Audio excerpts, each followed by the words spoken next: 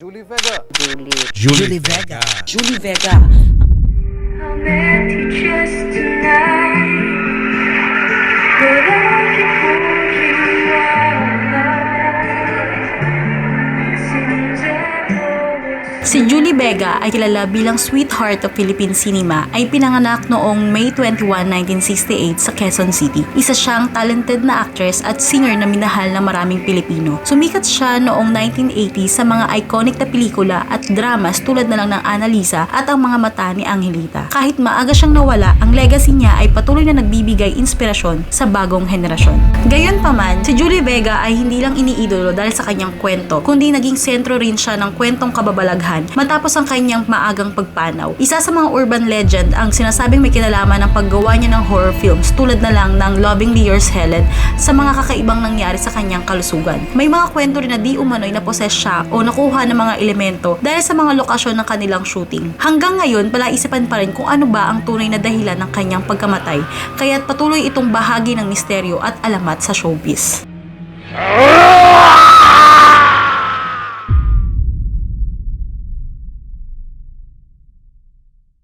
Hello mga ka-mystic, so nandito kami ngayon sa Montalban, Rizal. Kagabi kasi nagkaroon kami ng inuman, inuman session. So napag-usapan namin about kay Julie Vega. So napagkasunduan namin na why not basahan namin siya. Kasi pareho kami ni Sis Gina ng pakiramdam na sa tuwing nakikita namin yung picture niya, parang may creepy kami nararamdaman or parang nagtataasan yung balahibo namin. Lalong-lalo na pag napapatingin kami sa mata niya. So, sis, ikaw, ano ba mai-share mo bago tayo mag-proceed sa ano? Ayun nga, kasi since nung high school days ko pa, nung nalaman ko yung kay Julie Vega, talagang nagtaasan ng mga balahibo ko sa katawan. Kasi hindi man sa takot ako, pero may something dun sa pagkamatay niya. Yun yung feel ko. And since nito lang kami nagkakilala ni Sis Jassy, same kami nung nag-usap kami kagabi sa inuman, same kami nang naiisip na may demonic something dun sa pagkamatay niya.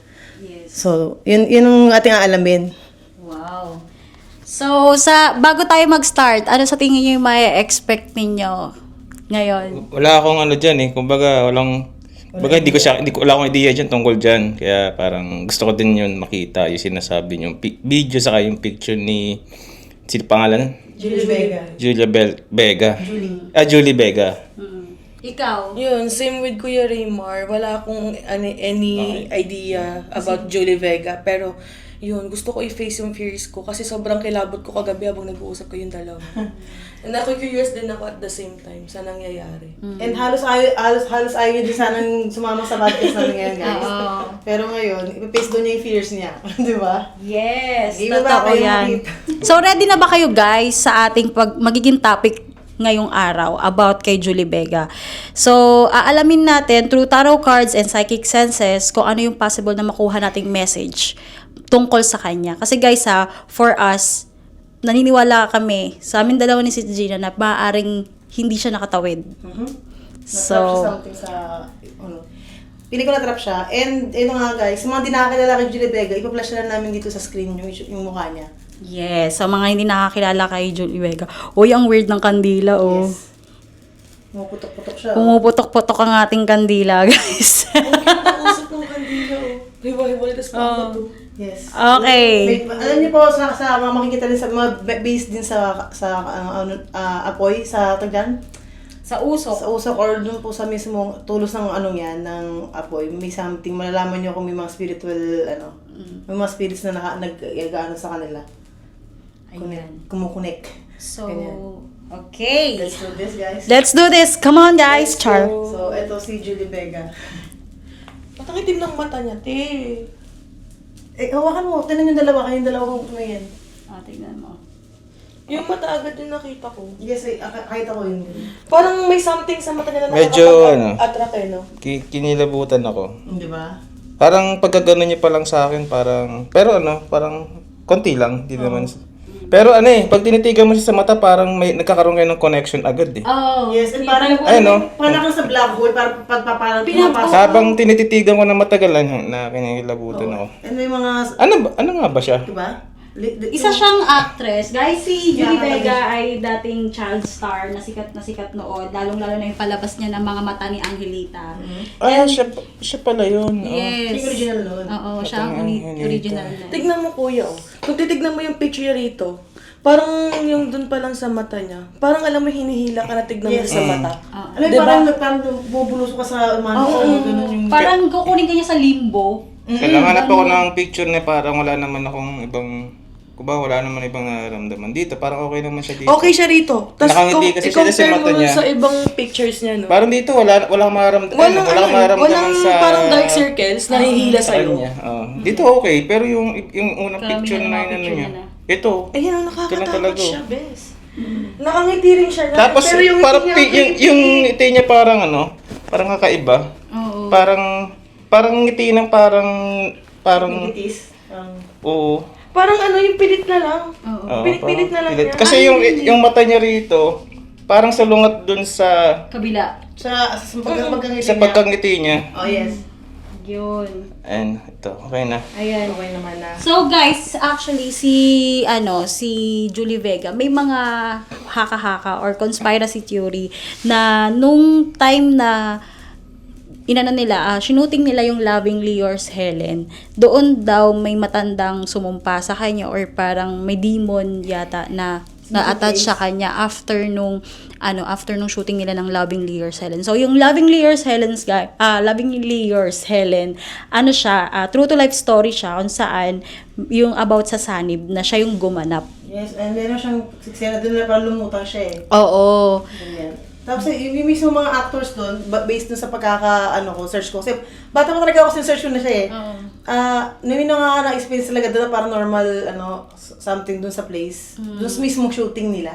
Oo, dun Kasi kasi alam ko pinaka-capture din mismo sa cam eh. At saka kasi sis, yung lugar na pinag-shootingan nila, doon talaga yun nangyari. Yes, Yun hindi mismo nila yun. iniiba yung lugar yun Oo, talaga. hindi nila iniba. Yung mismong kubo or bahay na Oo. pinagyarihan ng nangyaring saliban. Oo. So, ayan. So, mag-start tayo sa tarot reading. Okay. So, ang first question namin guys is, alam na kaya ni Julie Vega na patay na siya? Yan, ang ganda yun. Diba? So, spread tayo kumuha ng Okay, dalawa cards. tayong kumuha ng cards. So, tarot lang po. Simple tarot lang yung gagamitin ko. Sa kanyang mga bongga tarot na siya. Light tarot, light years tarot. Alam na kaya ni Julie Vega na patay na siya?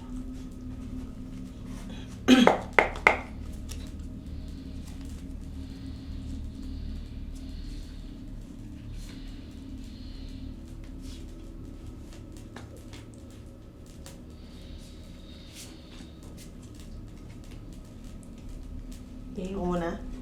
sabay tayong bukas. Sabi yan, tama ko. Ano sa'yo, sis? Aware siya. Ah, Aware siya, alam niya. And yung siguro yung kumuha sa kanya, nagustuhan talaga siya. Actually, dito sa cards ko kasi meron kasing 9 of Wands reverse and then Queen of Swords reverse and the Sun. Although, aware siya na patay siya. Aware na tanggap na niya yung nangyari Yes, sa kanya. actually. Ang problema lang dito is parang may nag-hold back sa kanya. Parang trap siya. Yes, trap siya. Kasi nakikita ko yung kung sino may nag-capture sa kanya, nagustuhan siya literal. Or something may connection tong element na to, kung ano man to, element or demon na to, sa kanya sa past niya. Na parang, yung sabi ko tulad nung kagabi, parang hiram lang siya. Parang sagit lang talaga yung life niya dito sa Earth. Yun. Oo. Parang kasi ang angelic ng aura niya, Yes. no? Usually, ganun nawawala talaga Oo, agad. parang kasing ang bilis niyang makakuha ng attention or parang mabilis ma-attach sa kanya yung spirit kasi ang angelic ng aura niya. Kaso hindi siguro siya aware kung paano niya poprotektahan yung mga yung sarili niya sa mga ganong klase ng ng presence or ng mga kung ano man. 'Di ba? Pero nakikita doon na yung acceptance na pala na siya, yes. Oo. As Nandito. per the sun presence ni the sun sa last card. Saka 3 of Cups, may 3 of Cups kasi celebration or parang accept niya na talaga. Oo, Wala na accept siyang niya. So, Next question.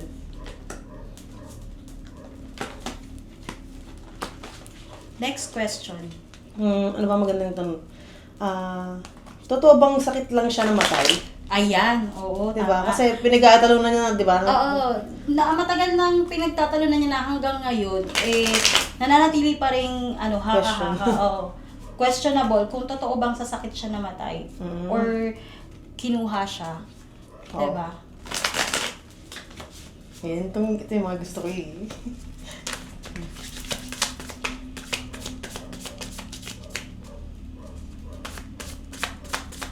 Totoo bang sasakit siya namatay si Julie Vega?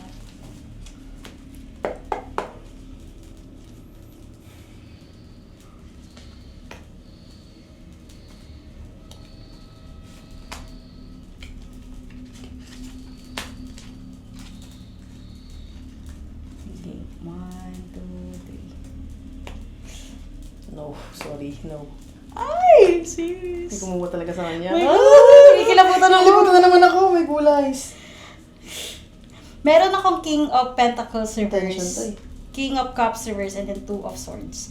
Actually, ang nangyari dito, ang pinaka main reason ng pagkamatay niya hindi talaga sakit. Pero sinabay siya sa sakit. Kaya kung meron dito ang Two of Swords. Actually.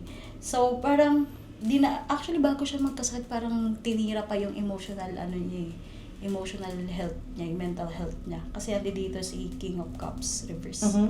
So, bago pa siya tuluyang magkasakit, nagka-problema pa siya may mga issues siya sa life na nagpa-trigger din ng kanyang physical health. Hanggang sa And naging bigla oo. siya. And lumabas din sa akin, no, na parang since ginawa niya yung shooting na yun, may nagmamasid sa kanya, may target na talaga siya kunin. So, siguro nga, may points na sinabi sa sakit, para hindi siya pag-isipan na Oo. Yes. Usually naman talaga sinasabi sa sakit kahit kulam eh. Oo, di ba? Oo. Ito sa nakikita ko dito talagang may entity, lalaki tong entity na to. Ito na talagang gusto siya. May gusto kong i-question, Sige, sis. sige. Baka pwedeng ikaw ang mag-read. Okay, ano yan? Gusto kong malaman kung tingin mo ba yung spirit ni Julie Vega ay nandoon sa lugar na yun? Nandun pa rin sa place na yun. Oo. Which is Bulacan daw, no? Bulacan, San Miguel, Bulacan. Yun daw, guys. Sa San Miguel, Bulacan daw. Hindi ko alam anong bundok ba yan. Malapit sa bundok. Oo, basta bundok. Kung saan nila sinuting yung Commercial. Check. So, yun po. Ang tanong ni Sis Jassy kung nakatrap ba? Oo, kung yung Doon pa rin ba spirit yun? niya ay nandoon sa lugar na yun.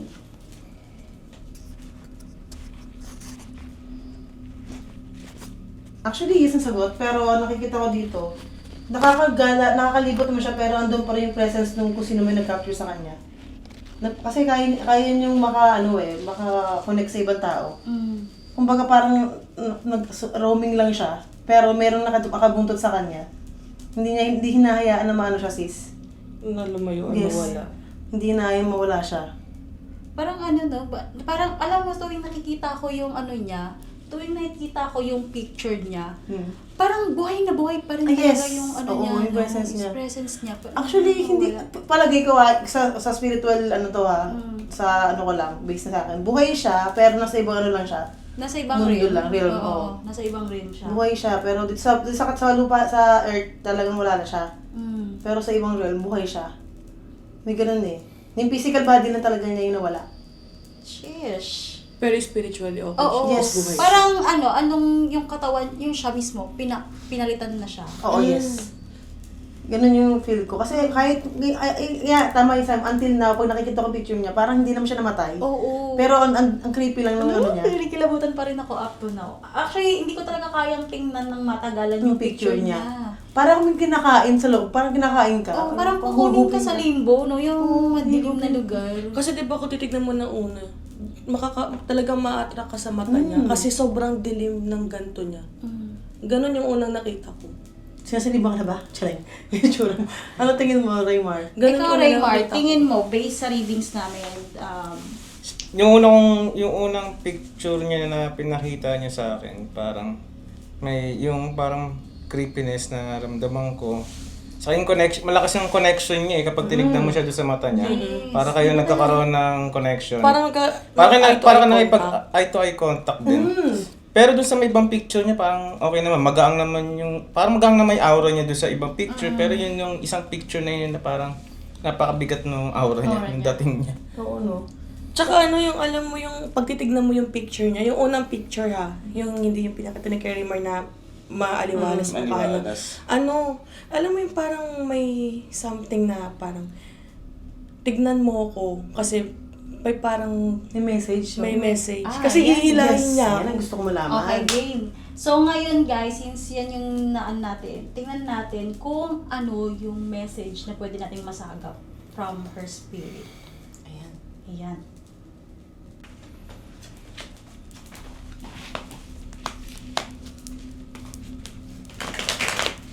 ASMR. Charing.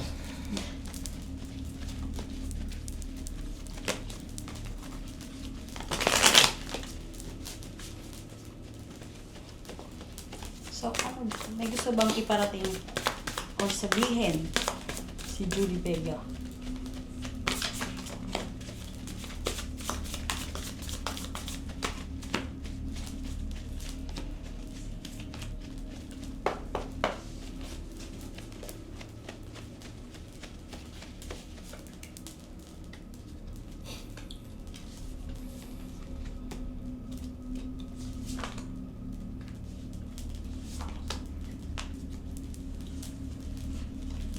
Una ka na sis.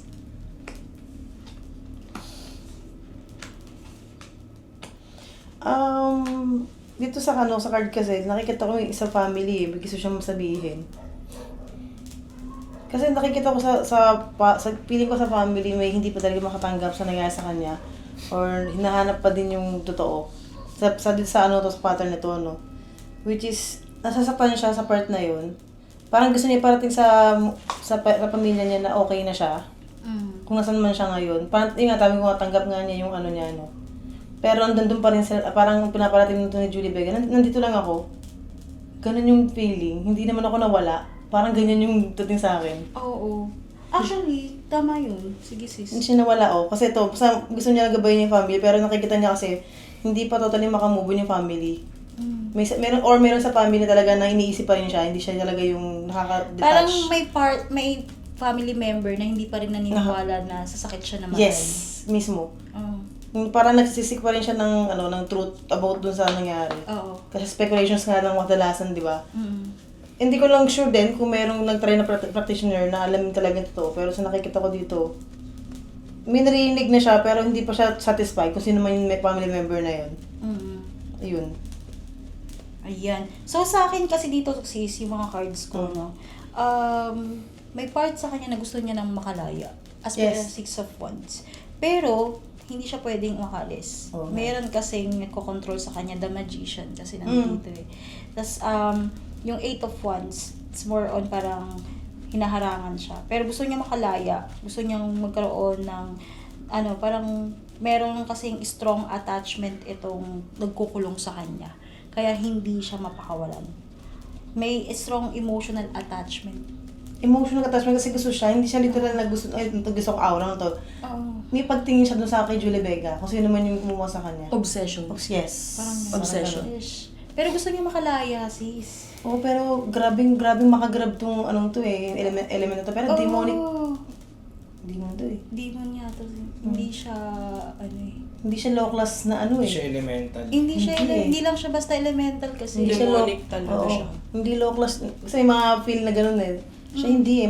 Para mataas ang antas niya. Ang naano ko lang kay Julie Vega, parang may parang feeling ko bago pa man siya mawala, parang may idea na siya sa possible na nangyayari sa Possible, kanya. oo, meron. Kasi marunong siya makipag-communicate through picture up to now eh.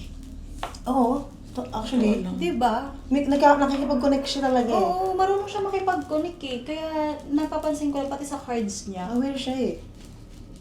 Alam niya kung nasan siya, aware siya kung nasan siya ngayon. And alam niya kung may gusto makipag-communicate sa kanya. Oh, tignan mo yung ang weird nung kandila kanina pa. Nag-ignite siya. Pumuputok. Putok siya. Pero, grabe lang yung Yung intense kasi. Alam mo yung parang jowang obsessed sa'yo, pero pinagbibigyan ka kanya pero nandyan lang siya sa'yo. Hindi ka pakawalan. Andun sa kanya na gusto niya makalaya, tanggap niya patay na siya, gusto niya makalaya, pero yung kung sino naman yung yun, talagang parang siya. And kahit konti siguro hindi siya makakibo, wala siyang magawa. Wala siyang magawa. Pero aware siya guys kung nasan man siya ngayon. And ayaw niya lang mag-alala yung family niya sa kanya. Pero pero tingin mo, darating kaya yung time na makakalaya siya? Yun, tanong natin. Tanong natin. Hindi kayo pagpunta natin sa ano, charing. What if next destination kung saan siya? Ako dito. Sige. Ako gagamit Kung wala ako guys ng Kung wala- pendulum para malaman natin kung may chance ba siyang makalaya doon sa kung nasan man siya ngayon. Si sis naman gagamit siya ng tarot card para din tingnan natin kung magtatali Mag-match kami. magmamatch yung aming readings, no? So, may chance pa bang makalaya si Julie Vega kung nasan man siya ngayon?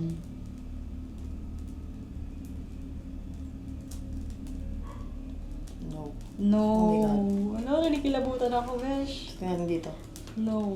So, may 6 of Cups, King of Swords, saka King of Wands. Talagang nakatali siya kung sino mo yun. Yung King of Cups, May chance. Actually, may konting chance eh. hindi, yung King of Cups, feeling ko nire-represent niya yung kasama niya ngayon.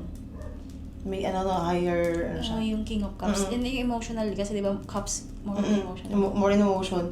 Kaya nga sabi ko, naka-attach talaga yung emotion nung gusto naman yung ano sa kanya.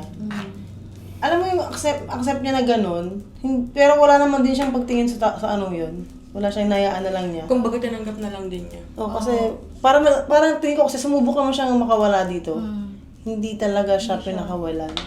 Hanggang sa namatay na siya. Kasi parang feeling ko bago siya namatay, yung aware, alam din niya na malapit na siya, may kumukuha sa kanya eh. Based no sa ano ko, no. Alam ba ni Julie Vega, pinag-uusapan natin siya, charing. Teka lang, tingnan natin. Alam ba ni Julie Vega na pinag-uusapan namin siya ngayon? Yes. Yes! Pwede ba akong magtanong? Sige. Sige. Pero parang pang tarot yung basa kasi niya. Sige, Sige, taro. ano siya? Meron ba siyang personal na relationship bago siya mamatay? Ako meron siyang karelasyon. May karelasyon. Ay, oo nga. Alam niyo, usual sa ano, kahit incubus, kunyari meron kang lover, parang kapag aggressive yung incubus mo, ginagawa niya ng paraan para mawala wala ka ng love life, di ka magka-love life, or Hinaharang niya. hinaharang niya yung relationship Meron ba mo. siyang karelasyon ba? Ganon eh. Since demonyo yun, pwedeng ganon. Okay, Wheel of Fortune, Six of Swords, tapos King of Cups. Yes, meron eh. Or meron siyang, hindi ko alam kung MU to, karelasyon talaga, or meron siyang ginugustong lalaki talaga. Maybe. Na which is, maybe, di ba? Meron, parang hindi sila totally official or hindi sila talaga. So, nakikita ko meron talaga siyang gusto, pero naharangan na, oh. Kasi may possibility maging sila ang taong to sana eh. Oo. Malaking chance. Kaso biglang nakatunog siguro yung sino mo yung nakakuha. Kinuha niya na, no? Oo, kaysa makuha na iba. Yun ang nakakatakot. Inunahan niya. Ang inaano ko lang sis, paano siya nakuha? Siguro during dream, may tinanggap siyang something mula doon. Pwede rin siya. Pwede rin. Diba? Kasi Usually, para sa sa isang demon or sa let's say spirits na lang para nasa tayo, safe term. Kasi para makuha ka nila, there's something na kailangan nilang ibigay sa'yo na pag tinanggap mo. Parang ano siya eh, parang piniprenda mo yung sarili mo. Oo. Pwede. Baka hindi lang siya aware, baka akala lang. Simple dreams lang. Oo, pero hindi.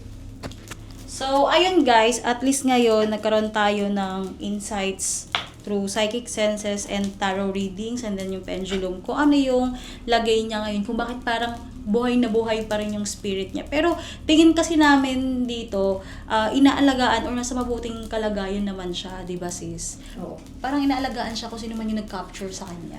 Alam mo yung parang mahal siya nung nag-aalaga sa kanya, hindi nga rin siya makalis doon. And para sa amin, buhay talaga siya, kahit makita niyo pang yung larawan niya, parang willing siya makipag-connect sa kahit na sino. Parang open na siya sa lahat eh. Hindi na siya yung talaga maawa ka na wala siya. Parang yun nga, dahil sa acceptance na yun, hindi na ganun kasobrang kabigat. Oo. Although meron Siguro kung dati pa na- tayo or may nakipag-connect sa kanya even before sana nung kamamatay lang niya. Baka Doon medyo fresh pa yun eh. Oo, mabigat yung energy. Ngayon eh, Pero sa tagal. ngayon kasi sa tagal na siguro na magkasama sila parang Sanay na siya. Sanay na siya. Pero meron pa rin kasing part ng sarili niya na gusto makalaya dun. Yo, saka yung parang yung pakiwari sa kanya, hindi naman siya buhay doon. Hindi siya yung parang sinasakal siya. Buhay prinsesa siya pero may nakabantay lang talaga sa kanya. Oo. Yun lang yung sa akin kung saan man siya ngayon. Ayun. Pero anong ma-advise mo sa viewers natin kung sakali man na sila man makaranas sila na parang kinukuha na sila or may na-attach sa kanilang entities? Pero bago yun, kahit saan tayo magpunta, lalo hindi tayo familiar sa place, maghingi tayo ng pahintulot. Permission. Oo, Respect. na wag tayo, respect. Wag kayong, wag yabang minsan hindi dapat, nilulugar siya. Nilulugar. So yun nga, kapag may na-feel na kayong gano'n na kakaiba, believer man kayo hindi, kailangan yung maging aware kasi saka maging alert kayo. Kung talagang pautulot na nangyayari na halos hindi weird na para sa inyo, unusual sa inyo, mag-seek na kayo ng help sa mga katulad namin kasi habang maaagapan. Yes. Madami na mabawi eh. Hindi naman lahat nakukuha. So, kung kayo open kayo sa ganito, or magiging open kayo, di ba? Mas maganda siya para hindi kayo mapahamak. Ikaw, So, sis? sa akin, yun lang, sabi naman na din ni Sis, siguro yun nga, tuwing dadayo tayo sa mga lugar na hindi tayo familiar, hindi lang actually sa tao tayo magbigay galang, bumati. Ganun din sa mga hindi natin nakikita. So, Verbal. oo, verbal na. Parang magbigay tayo ng respeto. Kasi sa totoo lang guys, kahit science hindi kayang ipaliwanag lahat. Maraming misteryo sa mundong to na up to now hindi nabibigyan ng explanation ng science. So, kung tayo, buhay tayo, what if pa kaya yun nasa spiritual world, 'di ba? Pero dito sa aming video, wala kaming kiniklaim. Again, wala kaming kiniklaim na fact to, okay? Disclaimer lang, hindi namin kiniklaim na tama itong sinasabi namin, na ito yung facts. Syempre, kailangan nyo pa rin paganahin yung sarili ninyong judgment and discernment and investigation. Judgment in a good way. Yes. Okay? So, ayun guys, salamat sa panonood. Magkita-kita tayo sa susunod na video. Bye!